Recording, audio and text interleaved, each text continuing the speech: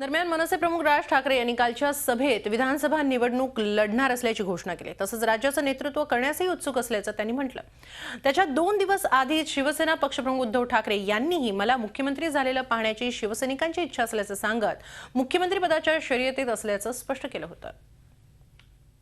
सगळ्या गोष्टींचं मी एकूण नीट विचार करता मी अशा निर्णयावरती आलेलो आहे, जी गोष्ट ज्याच्यासाठी म्हणून मी आज आपल्याला इथे बोलवलं, खास करून बोलवलं, की येणाऱ्या विधानसभेला राज ठाकरे स्वतः निवडणुकीला उभा राहणार आहे।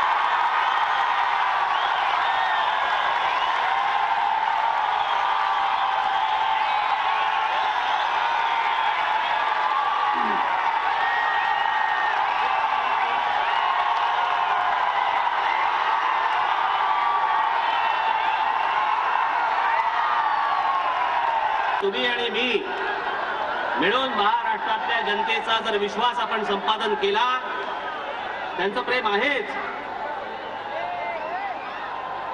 पण तो संपादन केल्यानंतर उद्या जर महाराष्ट्रातल्या जनतेने आपल्या बाजूनी कौल दिला या महाराष्ट्रात, तर त्याचं नेतृत्व देखील राज ठाकरे पुढे याच्या पुढे करेल।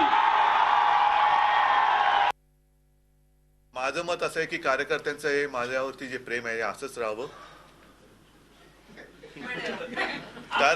कारण अनेकांना स्वतः मुख्यमंत्री व्हावंसं वाटत असतं, पण माझ्या कार्यकर्त्यांना किंवा इतर कोणाला मी मुख्यमंत्री व्हावं लागतं। मला वाटतं हे प्रेम मिळालं सुद्धा भाग्य लागतं। हे प्रत्यक्ष मुख्यमंत्री पदापेक्षाही जास्त मोठी अशी गोष्ट आहे।